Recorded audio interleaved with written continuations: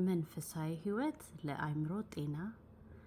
ዛሬ በአእምሮ ህመም፣ ተስፋ በመቁረጥ ስሜት፣ በሐዘንና በጭንቀት ውስጥ ላለ ሰው የእግዚአብሔር ቃል የመንፈሳዊ ህይወት ምግብ የሆነውን ላካፍላችሁ ወዳለሁኝ። እኔ ጽጌ ማርያም ዮሐንስ ነኝ።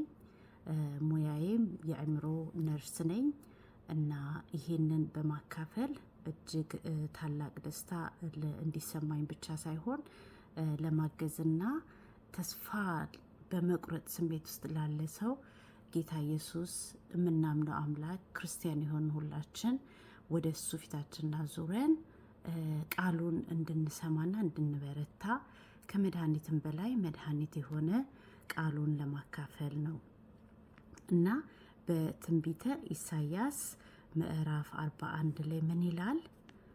አንተ ባሪያዬ ነህ፣ መርጬሃለሁ፣ አልጥልህም ያልሁህ ሆይ እኔ ከአንተ ጋር ነኝና አትፍራ፣ እኔ አምላክህ ነኝና አትደንግጥ፣ አበረታሃለሁ፣ እረዳህማለሁ ይላል።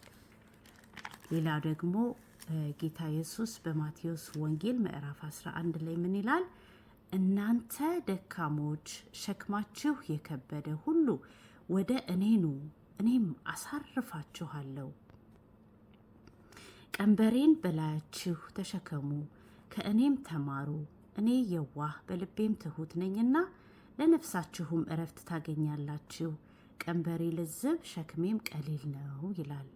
ይህንን ቃል አስታውሰን ዛሬ በምንም አይነት ጭንቀት ውስጥ ብንሆን ጌታን የሚሳነው አንድም ነገር እንደሌለ በማሰብ ምክንያትና ሳይንስና ራሽናላይዝ ለማድረግ ሳንሞክር በሙሉ እምነት ወደ ጌታ ኢየሱስ ፊታችን እንድንመልስና መድኃኒትነቱን እንድንጠይቀው ነው።